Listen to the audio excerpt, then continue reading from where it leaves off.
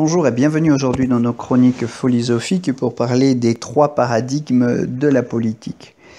Le premier paradigme, c'est le paradigme machiavélien, c'est la réelle politique. Machiavel est l'un des inventeurs de la science politique avec Montesquieu, c'est l'auteur du Prince et c'est quelqu'un qui définissait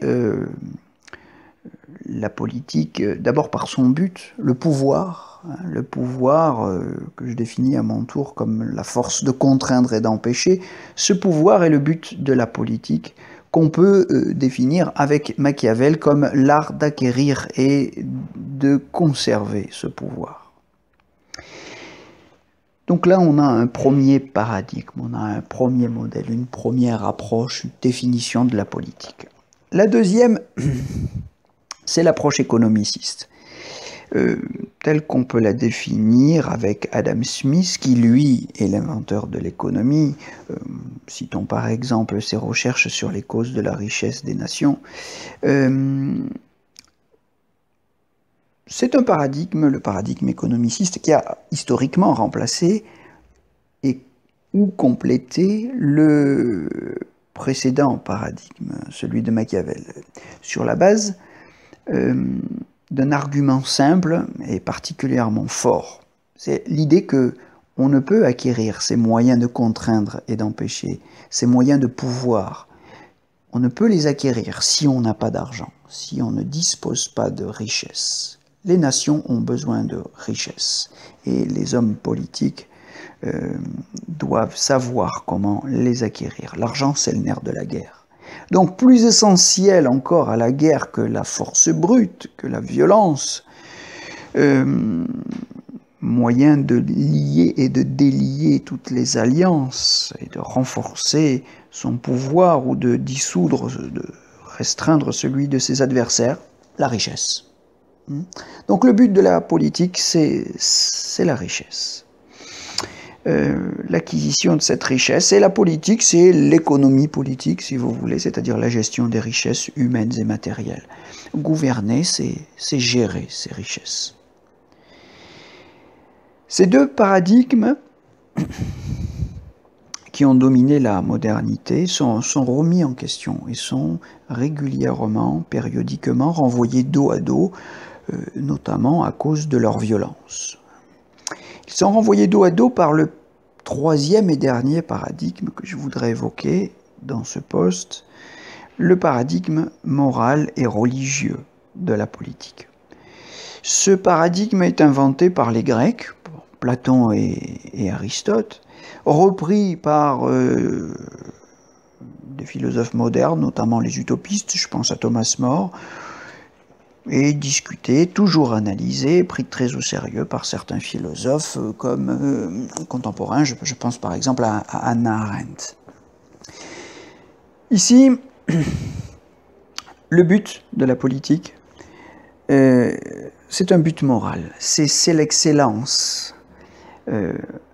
Arrêter, comme disaient les Grecs, l'arrêter, c'est la vertu ou l'excellence. Et donc, le but, c'est de permettre à chacun d'être ou de faire ce en quoi il excelle. Le but de la politique ici, c'est de permettre à chacun d'atteindre son point d'excellence. Vous voyez, alors c'est très différent de tout ce que la modernité a produit comme doctrine politique qui tourne, pour simplifier, autour de l'opposition entre le socialisme et le libéralisme, qui veulent, eux, réaliser des programmes politiques. Donc, ici, on est dans une approche donc complètement différente, et on peut dire que la politique, pour le dire à peu près comme Hannah Arendt, la politique consiste à mettre en commun des actes et des paroles. Ça, c'est une définition très importante qui s'oppose à l'idée de prendre le pouvoir par des actes contraignants et des paroles convaincantes. Mettre en commun des actes et des paroles, c'est tout à fait différent. Je crois que c'est ce qui définit l'esprit de la fraternité, qui consiste à aimer, à écouter, à conseiller, plutôt qu'à communiquer, comme nous disons aujourd'hui, et à diriger.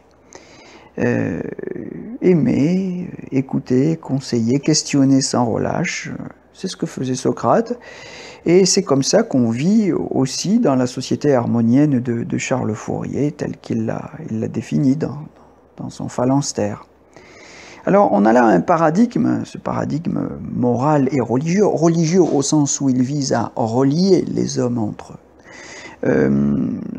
On a là un paradigme qui peut sembler naïf, mais c'est philosophiquement le plus profond. Bon, d'abord parce qu'il nous vient des philosophes grecs, c'est aussi sans doute le paradigme le plus ancien, historiquement, et c'est le plus critique. Il revient périodiquement à l'affiche sur le devant de la scène pour contester la violence des deux autres paradigmes, comme on le voit par exemple à travers le mouvement des indignés, à travers la philosophie d'un mouvement comme Colibri, à travers des philosophies peut-être plus élaborées comme celle du catastrophisme éclairé de Jean-Pierre Dupuy, et à travers tout ce que j'ai appelé, pour le résumer d'un mot, des atopies. Et qui rejette aussi bien la tyrannie de l'économie, à travers l'idolâtrie de la croissance, de l'argent, du profit, de ce que Aristote aurait appelé la crématistique, c'est-à-dire la soif de profit, la vénalité ou l'avidité, qui rejette aussi la tyrannie des élites. La tyrannie de ces élites qui, en professionnalisant la politique, ont trouvé le moyen le plus démocratique, entre guillemets, bien sûr je dis cela avec ironie, le moyen le plus démocratique de confisquer le pouvoir en nous faisant croire que le pouvoir légitime défend la liberté. Alors que les Grecs nous avaient précisément montré, au contraire, que la liberté ne pouvait s'assurer qu'à condition de retourner le pouvoir contre lui-même. Jean-Pierre Vernant, ce grand spécialiste de la Grèce ancienne, nous a bien expliqué comment les Grecs avaient inventé une certaine pratique de la démocratie, très différente de la nôtre, évidemment, par rapport à laquelle la nôtre n'est qu'une grossière caricature presque ridicule et dangereuse. Jean-Pierre Vernant disait que le but de la politique telle que les Grecs l'ont pensée à la grande époque, c'était de mettre le pouvoir au centre, donc d'empêcher que ce pouvoir soit approprié par qui que ce soit.